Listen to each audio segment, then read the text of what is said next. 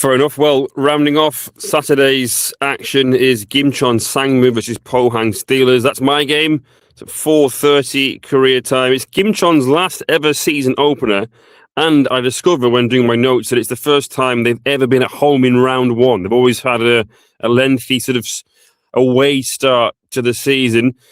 Well, they face Pohang. Obviously, it's going to be really how the post-Chung Jung-yong era begins. That's how I'm looking at things for Gimcheon. Where is their motivation as well, given that they will be relegated regardless of how they fare? It didn't affect the 2020 Sangju team. They finished fourth. So, there is precedent there. Point. There is precedent there to sort of say, well, it might not be the sort of huge impact that we might expect, but can we compare Kim Tae-wan, who is in charge of that Sangju team, to Ju Sung-jin, who's relatively inexperienced, has only really managed at K3 level with Hwasong, and then had a pretty sort of average caretaker spell of Suwon about 5 years ago. So, yeah, I think, there's this new batch of recruits. They have some really big boots to fill for Gimcheon. There's some players who I think will try and use this Gimcheon spell as a way to sort of get back on track with their careers. Lee Sang-hon had that great season a couple of seasons ago for Gangwon, dropped off last year. Go Jae-hyun, same likewise with Daegu.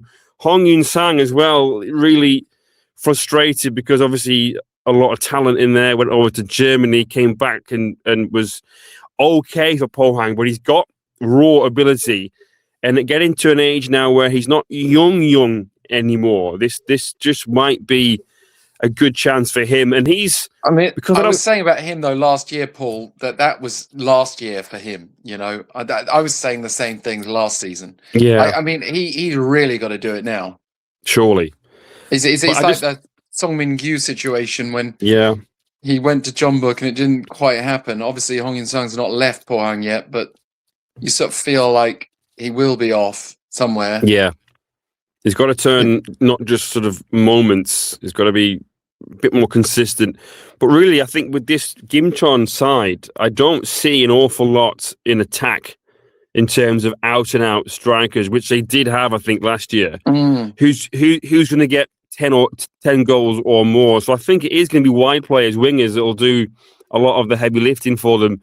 So that's where I'm looking this Saturday. And obviously, there is the added footnote that is Hong Yun-sang against his parent club. As a Pohang, Park Tae-ha's third season in charge, it was such a poor start to the season last year for them. Can they start a bit more strongly this year? Lee Ho-jae wants to leave for Europe in the summer. We have heard, we've read. So he'll have to hit the ground running to, get goals, because if he's going to be playing his way into a transfer to Europe, he'd have to be in really good form. Also, as well, Kim Young-hak, as you mentioned before, how will he fare playing in the K-League? I want to see what he's got in this game. And also, Kento Nishiya, a defensive midfield player signed from Sagan Tosu, to really kind of fill the boots of Obadan. I want to see how he fares. Is he the obviously, again, big boots to fill with Obadan leaving, but these are the players that I'm really looking at to sort of make an impact in this game. It is two teams that finished in the top four last year, so on paper you would at least think it should be a good game. Just looking at the opening records, Gimcheon's opening day record is 2 wins, 2 draws, 1 loss. Their first home match of the season is just 1 win, 2 draws, 2 losses. Pohang over the last 10 years, 5 wins, 1 draw, 4 losses. And when they began the season away from home, their record is 2 wins and 2 losses.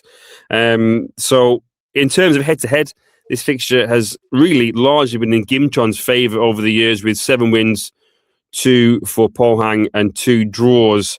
3 Gimcheon wins, 1 for Pohang last year. So not exactly a local derby, although it is 2 teams in the same province. Hopefully we'll have a good crowd there, because it always sort of helps add to the atmosphere. And I'm hoping it's a game that surprises me in terms of I was a bit underwhelmed with getting this game assigned to me. So I'm hoping that it's surprised, because sometimes that can happen.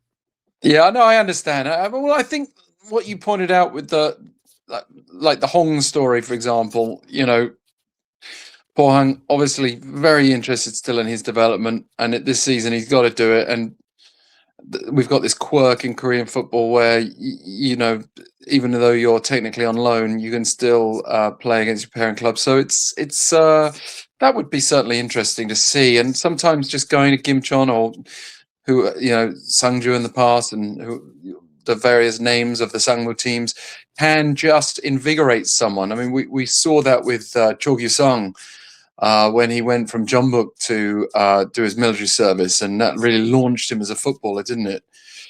He's had a terrible injury problem since going to Europe, but nonetheless, he went back to Jeonbuk a different player, physically and status-wise. I don't know whether Hong, he's not the same type of player exactly, but he is an attacker, and if he can come to his own now and stay fit, then.